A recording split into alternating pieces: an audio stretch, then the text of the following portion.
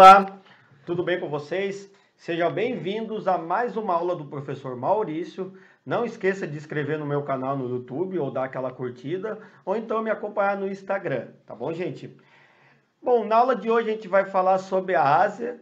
A gente já falou sobre esse continente de grande contraste, né, de grandes diferenças, tanto no sentido cultural, natural e econômico. E hoje a gente vai continuar falando sobre a Ásia, só que vamos abordar um tema bem específico, que é a população asiática.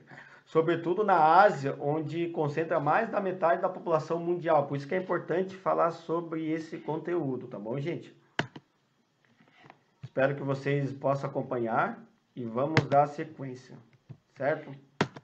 Bom, gente, então a gente viu na aula anterior que o continente asiático abriga a maior população mundial, 4 bilhões e 500 milhões de habitantes, representa mais ou menos 60% da população mundial. Para vocês terem uma ideia dessa grandeza, dos 10 países mais populosos do mundo, 6 estão na Ásia. A China, com 1 bilhão e 400 milhões de habitantes, e Índia, com 1 bilhão e 300 milhões de habitantes, sozinhos representam 61% de toda a população asiática.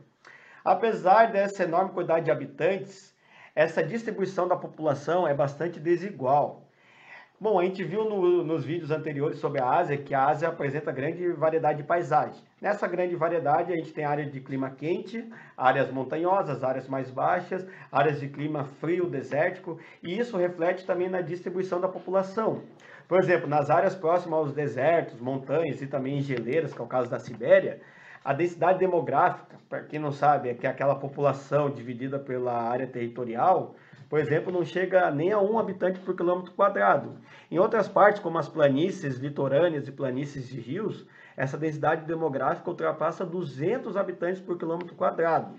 Ali tem dois extremos, né, dentro do continente asiático. O Bangladesh, um país que é vizinho da Índia, numa área que concentra grande população, por exemplo, tem mais de 1.103 habitantes por quilômetro quadrado. A Mongólia, por exemplo, tem apenas 2 habitantes por quilômetro quadrado. É uma área que tem bastante deserto.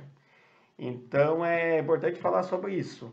E outra coisa que a gente pode falar sobre a Ásia é que a grande parte das metrópoles estão também na Ásia, as grandes metrópoles do planeta. Então aqui tem um mapa da densidade demográfica da Ásia, então a gente percebe que há bastante desigualdade.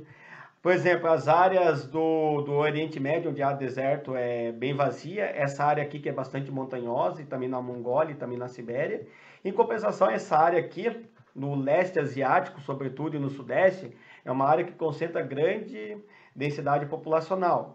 Sobretudo na região do rio Yangtze, que é conhecido como Rio Azul na China, é a área de grande concentração, e a planície do rio Ganges, na Índia, onde deságua próximo a Bangladesh, aquele país que eu acabei de citar. E das principais cidades do planeta, a maior parte também estão na Ásia. Então ali tem uma tabela, né, de algumas das principais cidades do planeta. Apenas 2 dessas maiores estão fora da Ásia, que é São Paulo e Cidade do México. As demais ficam na Ásia. Por exemplo, Tóquio é a maior metrópole do planeta, com 38 milhões de habitantes. Bom, uma coisa bem interessante da Ásia, apesar de a Ásia ter grandes metrópoles e ter a maior quantidade populacional do planeta, é importante destacar que a maior parte da população asiática ainda vive no campo. Mas também há uma grande diferença em alguns países, isso também reflete no nível econômico. Por exemplo, Japão, Coreia do Sul, que são países altamente industrializados, 80% de toda a sua população estão nas cidades. E já alguns países agrícolas e pobres, como é o caso de Bangladesh e Camboja, esse índice urbano não chega nem a 35% da população. Só que uma coisa que é bem comum na Ásia, que também a gente pode até comparar com o Brasil, é o intenso êxodo rural, ou seja, a população que sai do campo em busca de trabalho ou melhores condições na cidade. Bom, esse reflexo do aumento do êxodo rural é refletido também no aumento de alguns problemas urbanos que tem nas cidades asiáticas. Não muito diferente do que acontece no Brasil. Desigualdades sociais, pobreza, né, processo de favelização, poluição, mobilidade urbana, falta de áreas de lazer, desemprego, enfim. Então ali tem 2 imagens desse reflexo, né? Ali a imagem à esquerda, uma favela em Nova Delhi, uma das maiores cidades não só da Índia, mas do planeta. E um trânsito em Xangai, a maior cidade da China, uma das maiores do planeta, um trânsito bem intenso. Então, isso aqui é um reflexo, né, da urbanização, sem planejamento, é claro, né, das cidades asiáticas. Sobre o crescimento populacional asiático, há também uma grande desigualdade.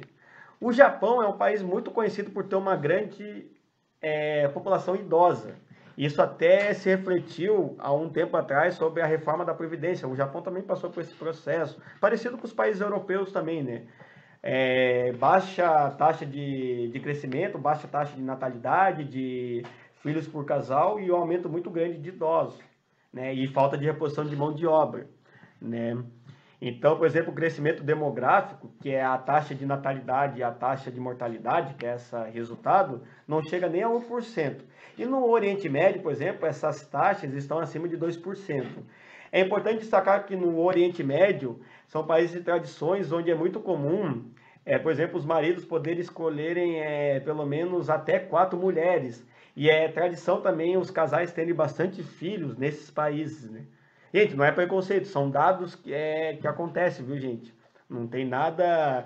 A gente aqui não está questionando a religião muçulmana, mas e sim falar que são alguns dados que são trazidos para a gente e a gente precisa questionar sobre isso. Por exemplo, o Bahrein, que é um país que fica na Península Arábica, tem uma taxa de 2,57, né, desse crescimento. O Catar, outro país da Península Arábica, e também muçulmano, 4,19. O IEM, 2,5. Certo? Devido a esse crescimento muito alto da população, alguns países começaram a fazer controle da natalidade. A gente pode citar o exemplo da China e da Índia, que são os países mais populosos do planeta. A China tem um caso bem sucedido sobre controle de natalidade, a chamada política do filho único. Isso aí depois a gente vai falar em outro texto sobre esse assunto, que é um assunto que já gerou algumas polêmicas, inclusive a questão de abortos na China. Isso aí depois eu vou falar mais para frente. E a Índia também tentou fazer isso, só que a Índia não teve tanto sucesso igual a China, né, sobre esse controle de natalidade. Tanto é que, segundo alguns dados, é bem provável que a Índia vai superar a China como o país mais populoso do planeta, já que a China, embora seja o mais populoso, tem uma taxa de crescimento bem menor do que da Índia.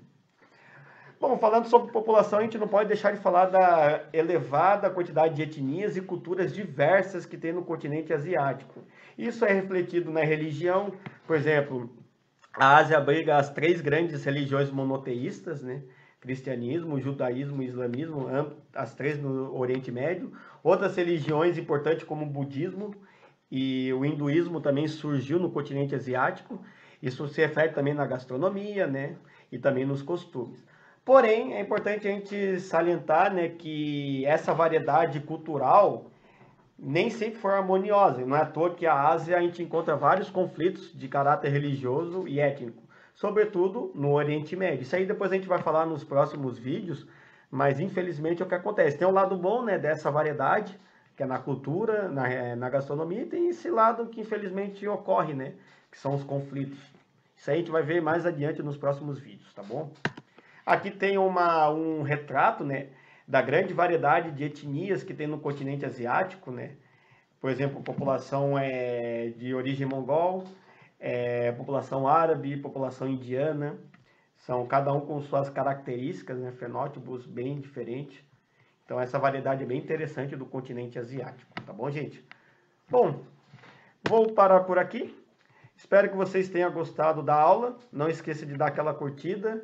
E no mais a gente vai se falando. Qualquer dúvida estarei à disposição, tá bom? Então vocês tenham uma ótima semana e fiquem bem.